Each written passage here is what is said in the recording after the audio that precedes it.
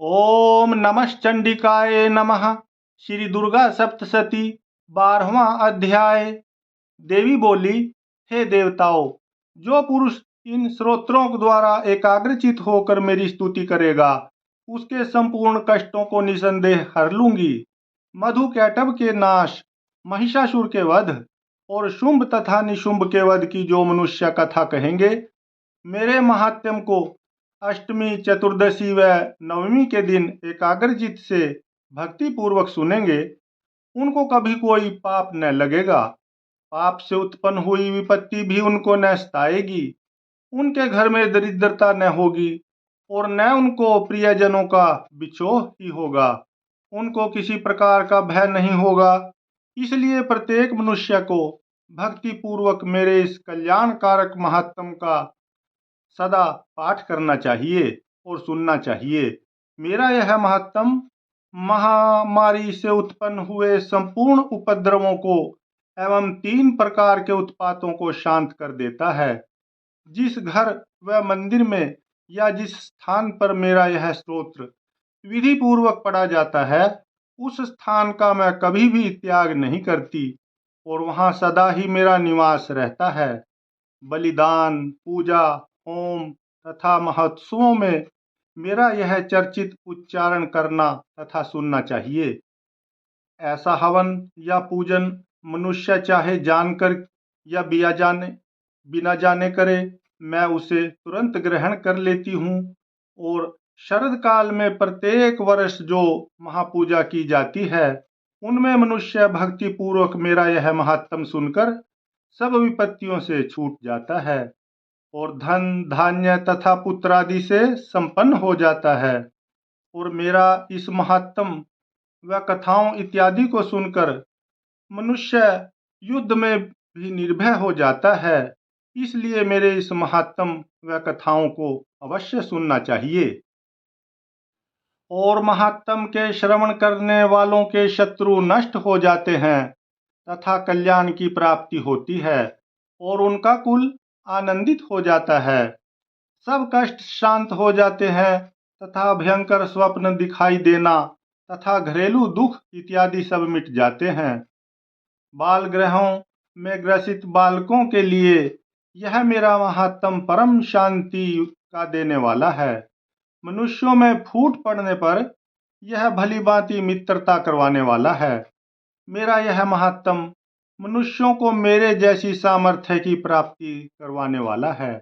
पशु, पुष्प, अधर्य, धूप, गंध, दीपक इत्यादि सामग्रियों द्वारा पूजन करने से, ब्राह्मण को भोजन करा के, हवन करके, प्रतिदिन अभिषेक करके, नाना प्रकार के भोगों को अर्पण करके और प्रत्येक वर्ष दान इत्यादि करके जो मेरी आराधना की जाती है, और उससे मैं जैसी प्रसन्न हो जाती हूँ, वैसी ही प्रसन्न मैं इस चरित्र के सुनने से हो जाती हूँ।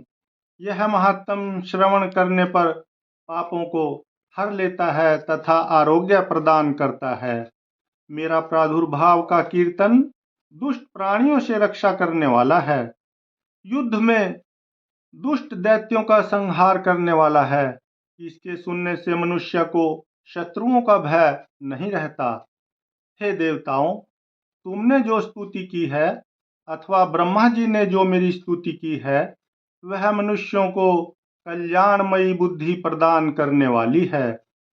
वन में सूने मार्ग में अथवा दावा नल से घिर जाने पर, वन में चोरों से घिरा हुआ या शत्रुओं द्वारा पकड़ा हुआ, जंगल में सिंहों से, व्याघ्रों से या जंगली हाथियों द्वारा पीछा किया हुआ, राजा के क्रुद्ध हो जाने पर, मारे जाने के भय से, समुद्र में नाव के डगमगाने पर, भयंकर युद्ध में फंसा होने पर, किसी भी प्रकार की पीड़ा से पीड़ित, घोर बाधाओं से दुखी हुआ मनुष्य मेरे इस चरित्र को स्मरण करने से संकट से मुक्त हो जाता है। मेरे प्रभाव से सिंह, चोर या शत्रु इत्यादि दूर भाग जाते हैं और पास नहीं आते।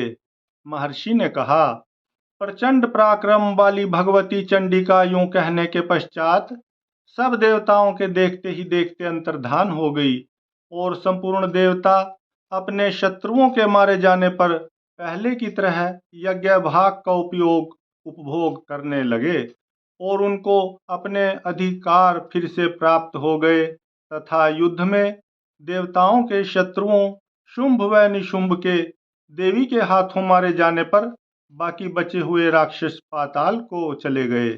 हे राजन, इस प्रकार भगवती अंबिका नित्य होती हुई भी बार बार प्रकट होकर इस जगत का पालन करती है, इसको मोहित करती है, जन्म देती है और प्रार्थना करने पर समृद्धि प्रदान करती है। हे राजन, भगवती ही महाप्रलय के समय महामारी का रूप धारण करती है और वही संपूर्ण ब्रह्मांड में व्याप्त है और वही भगवती समय समय पर महाकाली तथा महामारी का रूप बनाती है और स्वयं अजन्मा होती हुई भी सृष्टि के रूप में प्रकट होती है। वह सनातनी देवी प्राणियों का पालन करती है और वही मनुष्य के अभ्युदय के समय घर में लक्ष्मी का रूप बनाकर स्थित हो जाती है तथा अभाव के समय दरिद्रता बनकर विनाश का कारण बन जाती है। पुष्प, धूप और गंध आदि से पूजन करके उसकी स्तुति करने से वह धन एवं पुत्र देती है और धर्म में शुभ बुद्धि प्रदान करती है। श्री दुर्गा सप्तशती का 12वां अध्याय समाप्त हुआ। क्रमशः अगला अध्याय सुने।